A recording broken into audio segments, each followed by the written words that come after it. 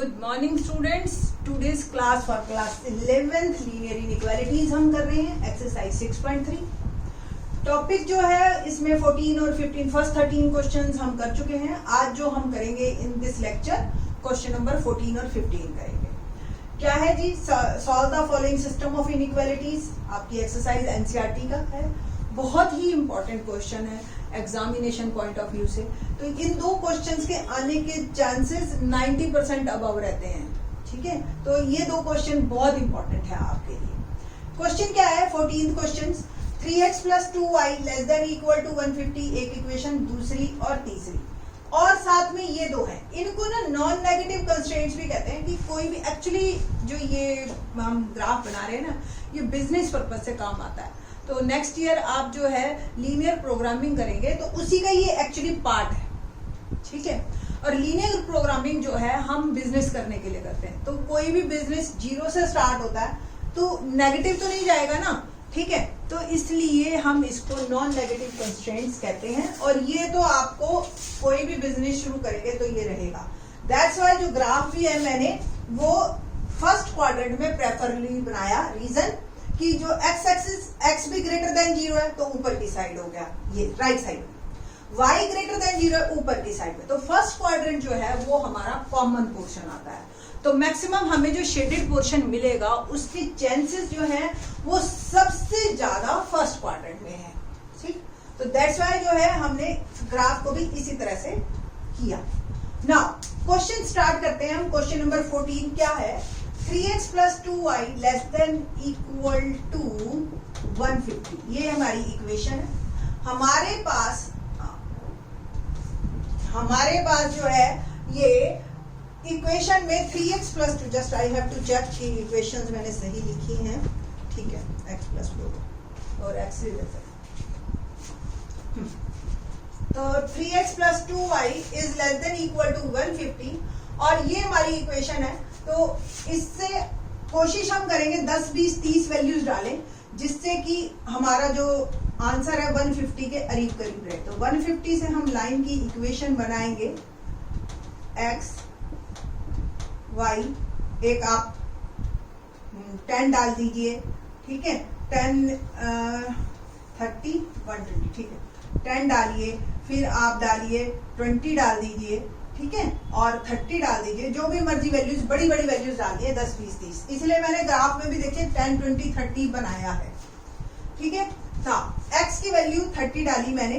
ठीक है, और या पहले 2y = 150 - 3x लिख देती हूँ एंड इट विल बिकम 150 - 3 × 10।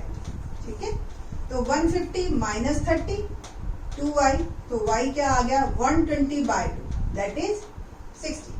ठीक है, तो y की वैल्यू आ गई मेरी 60। ना अब हम 20 डालें, इसी में ही डाल देते हैं। देखिए यहाँ पे 10 की जगह मैंने 20 कर दिया, तो ये क्या हो गया 60, और ये वैल्यूज 150 में से 60 गया 90, और 90/2 यानी कि 45। सेम मैं 30 डालती हूँ x की जगह, ये मैंने 30 डाल दिया और ये 90 हो गया, और 150 में से 90 गया, बोलिए जी 60/2 एंड इट विल बिकम 30। ये मेरी टेबल बन गई। टेबल बन गई तो अब टेबल ड्रॉ करते हैं हम। x is 10, y is 60, दिख रहा है? x is 20, y is 45, और x is 30, y is 30। बड़ी सुंदर सी लाइन आई है।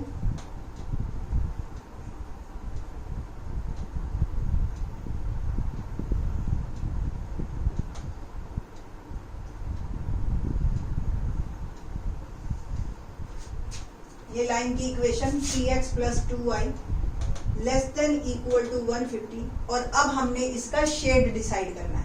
तो शेड डिसाइड करने के लिए 0, 0 डालते हैं हम इसमें। x की वैल्यू भी 0, y भी 0, एंड क्या आंसर ट्रू है या नहीं? तो 0 < ट्रू 150 होता है, that's why it is true. तो जिस तरफ 0, 0 है आपका ग्राफ उसी तरफ चला जाएगा। मैं सिर्फ और सिर्फ एरो डाल रही हूँ कि ये ग्राफ यहां से जाएगा। रीजन बीइंग कि आपके पास 5 इक्वेशंस हैं, तो 5 का ग्राफ हम कॉमन पोर्शन को ही सिर्फ और सिर्फ जो है करेंगे शेड। ठीक। सेकेंड इक्वेशन पे बात करते हैं अब हम। क्या है second equation? x plus 4y less than equal to 80। x plus 4y less than equal to 80। तो x plus 4y equal to 80 से हम टेबल बनाएंगे। क्या बनेगी टेबल? x y। ओके, और x की वैल्यूज हम डालते हैं या y की वैल्यूज डाल दीजिए। x is equal to 80 minus 4y। मैंने y की वैल्यू एक बार 10 डाली, एक बार 0 डाल देती हूँ और एक बार 20 डाल देती हूँ। ठीक है जी। तो जब मैंने 80 माइनस 4 10 डाली तो 80 माइनस 40 बिकम 40 आ गया। ठीक है जी। एक बार 0 डालिए तो ये 0 और 80 माइनस 0 क्या हो गया? 80। एक बार 20 डाल दीजिए तो 80 माइनस 80 ये 0। ठीक है जी। तो इस तरीके से ये आपकी टेबल बन गई। टेबल बनाने के बाद हमने जस्ट प्लॉट करना है। x is 40, y is 10। x is 80, y is 0। x is 0, y is 20।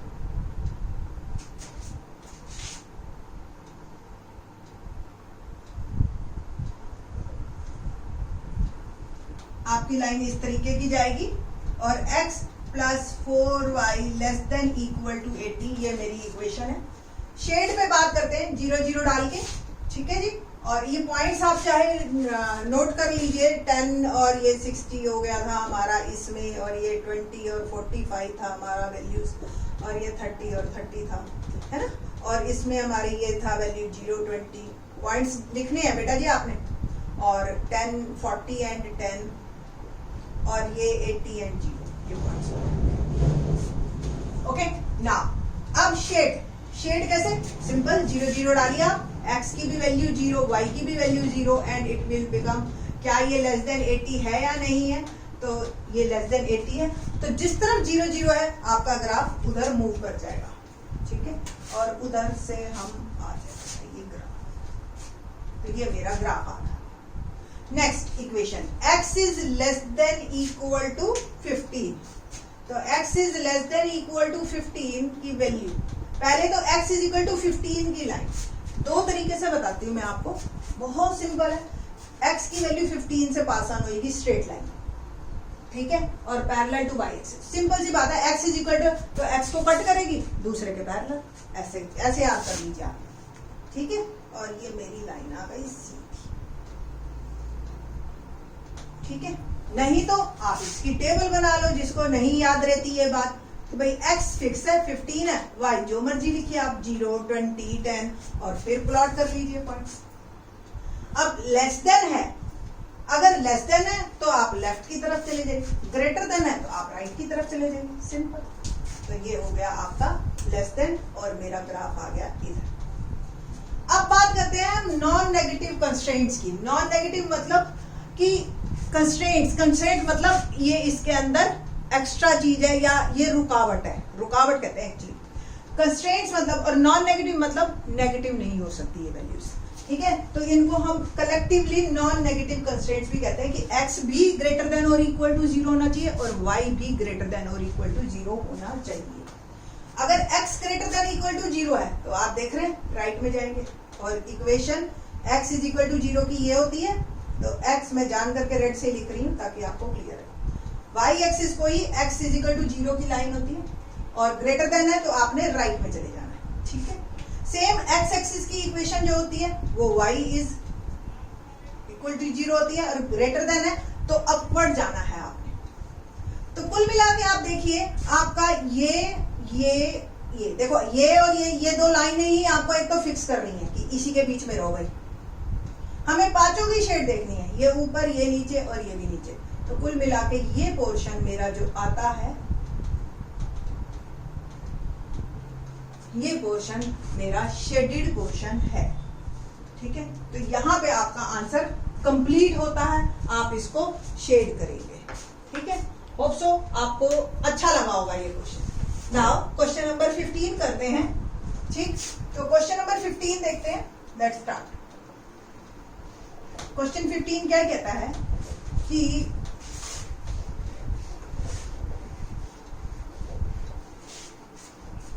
x plus 2y, equations इसकी छोटी छोटी हैं, इसमें जरा 150 और 80 दे दिया था इन्होंने। तो पहली इक्वेशन जो मेरी है x plus 2y is less than equal to 10। तो x plus 2y equal to 10 से ही आप इक्वेशन बनाएंगे। ये x ये y, ठीक है। एक बार x 0 लिखा तो y क्या आ गया 5, ठीक है जी। और एक बार y को आप सपोज 3 ले लीजिए, ठीक है। मैं जान करके 1 2 3 में ही रह रही हूँ, रीजन भी हम फिर ग्राफ छोटा बनाएंगे, 10 20 ना लेके 1 2 3 पे बनाएंगे। तो y की वैल्यू मैंने 3 डाली, x is equal to 10 minus 2y।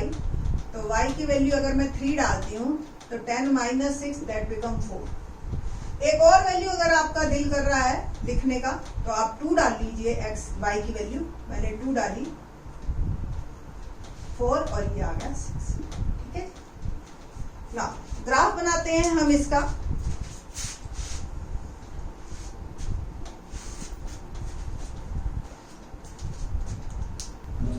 Graph बनाते हैं हम इससे रिलेटेड और ग्राफ में देखते हैं, लेट्स सी।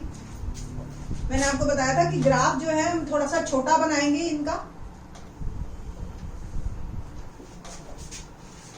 यहां हम कोशिश करते हैं हमारा ग्राफ जो है वो ऐसा बने कि जिसमें फर्स्ट क्वाड्रेंट जो है ना वो थोड़ा सा एम्फसाइज हो, बड़ा, और बाकी के हम सिर्फ शो करेंगे कि ये पूरा ग्राफ है। रीजन बीइंग हमारे पास ये जब नॉन नेगेटिव कंस्ट्रेंट्स, इनको कहते हैं non negative constraints, non negative constraints आ जाते हैं तो ये कंफर्म हो जाता है कि हमारा जो शेडेड पोर्शन आएगा, शेडेड पोर्शन की बात कर रही हूँ मैं सिर्फ, शेडेड पोर्शन जो है वो फर्स्ट क्वाड्रेंट में ही आएगा, ठीक है।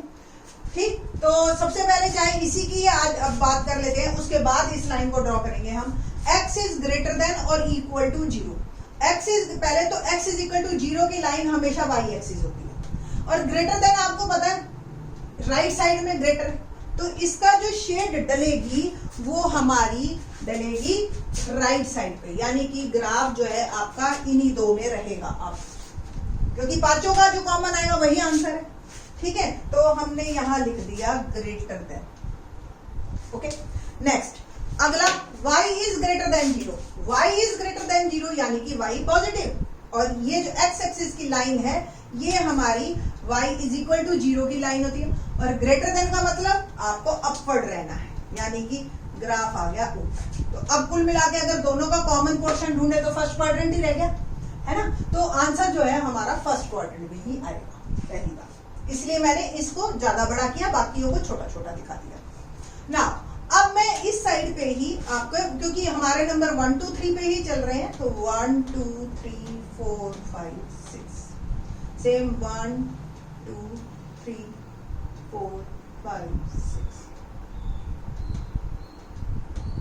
ये। नेक्स्ट अब लाइन की इक्वेशन हमारा 0 5 पहला पॉइंट, ये 0 ये 5, ये पॉइंट ड्रॉ कर दिया मैंने। 4 3 ये 4 ये 3, 6 2 6 और ये 2,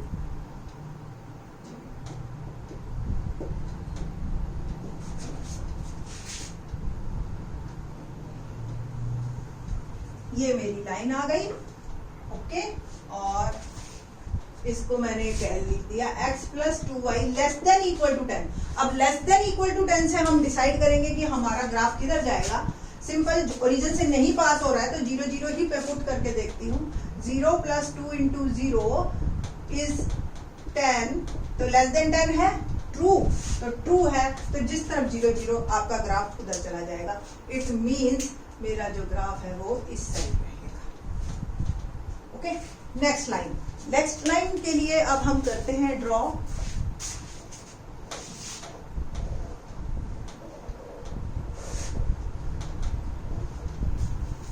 x plus Y greater than equal to 1, ठीक है, यानी कि x is equal to 1 minus Y. Equality के टेबल बनानी है मैंने, आप सिंपल, ये x ये y मैंने 0 डाला, 1 डाला, 2 डाला। जब y 0 1 2 डालते हैं और x निकालते हैं। y 0 डाला तो x क्या आ गया 1, y 1 डाला x 0, y 2 डाला x क्या आ गया माइनस। ठीक है, तो ग्राफ ड्रॉ करते हैं हम। 1 0 1 और ये पॉइंट आ गया, 0 1 ये, -1 और 2 ये लाइन मेरी आ। ठीक है जी, और मैंने ये लाइन ड्रॉ।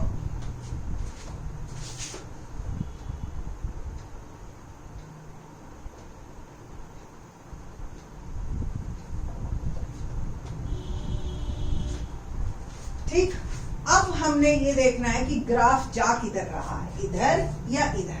तो इसके लिए आपको क्या डालना है, देखो ओरिजिन से तो पास हो नहीं रही, तो ओरिजिन ही हम डाल के देखेंगे। 0 + 0 क्या ग्रेटर देन 1 होता है, फॉल्स। तो जिस तरफ 0 0 नहीं है उसके अपोजिट, जिस तरफ 0 0 नहीं है उस तरफ हमने जाना है, यानी कि 0 0 के अपोजिट। तो ये लाइन हमारी शेड की पड़ेगी। ठीक है जी, तो ये मेरे पॉइंट्स में नोट कर देती हूँ, -1 2 0 1 और 1 0। ये ग्राफ है। नेक्स्ट लाइन, x - y < 0, तो x इज < y, ये आ गया यहां से। और आप इसका ग्राफ बनाएं तो सिंपल सी बात है, एक बार इसको 1 डाल लो, एक बार इसको 1 डाल लो, या 0 0 डाल लो। 0 एक बार x की वैल्यू 0 डालो, y भी 0, x की वैल्यू 1 डाली मैंने। ठीक है, तो 1 - 1 है ना, इक्वालिटी से ही तो बनेगा बेटा जी।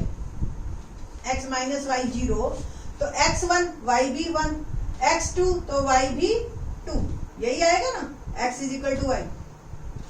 ग्राफ अलग रहेगा, तो 0 0 ये पॉइंट, 1 1 ये पॉइंट, 2 2 ये पॉइंट, ये मेरा ग्राफ आना शुरू हो गया। ओके, 0 0 1 1 2 2। इस लाइन की मेरी इक्वेशन थी x + y > 1, और इस लाइन की इक्वेशन है x - y < 2। बाकी मैंने ग्राफ बना दिया। अब इसका मेरे को बस शेड डिसाइड करना है कि शेड किधर जाएगा। तो आप अब देखो 0 0 तो ऑलरेडी इसमें आ गया। ठीक है, कोई बात नहीं, हम ये पॉइंट डिसाइड कर लेते हैं, लाइक 0 3, या ये पॉइंट ले लो। ठीक है, आप कोई भी पॉइंट ले लो, 2 0 ले लो, कुछ भी ले लो, आप किसी एक साइड का एक पॉइंट लेकर डिसाइड कर देंगे हम। लाइक अगर मैंने ये 2 0 पॉइंट लिया, ठीक है, तो x की वैल्यू 2 और y की वैल्यू 0, क्या ये ट्रू है, 2 < 0 होता है, नो। ठीक है, तो जिस तरफ ये 0 0 है उसके अपोजिट चले जाना है। ठीक है, तो इसका मतलब इसकी जो शेड है वो हमारी इस साइड पड़ेगी। अब हम कॉमन पोर्शन ढूंढते हैं कि क्या क्या आया। देखो x ये इधर, ये ऊपर, तो पहले तो फर्स्ट क्वाड्रेंट में है, फिर इसमें ये इधर आ गया, ये इधर आ गया, और ये ऊपर की साइड है ये। तो कुल मिला के मेरे को ये जो ट्रायंगल सी दिखाई दे रही है, ये पोर्शन मेरा कॉमन पोर्शन है।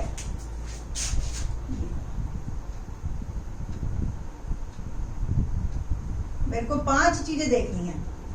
एक x देखा मैंने, y, एक तो फर्स्ट क्वाड्रेंट हो गया इन दो से दो। दूसरी बात, इसकी नीचे, इसकी ऊपर, और इसकी इससे। तो ये मेरा पोर्शन आप, ठीक, और ये पोर्शन आपको शेडेड पोर्शन है। यही हमारा आंसर है, और इस तरीके से आपके 6 मार्क का क्वेश्चन आएगा। तो आराम से देखना इसको, धीरे धीरे, और खुद बनाना अपना ग्राफ में।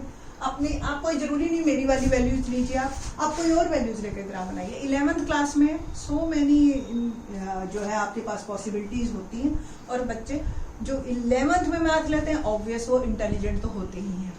ठीक है, तो होप सो आपको ये समझ आया होगा।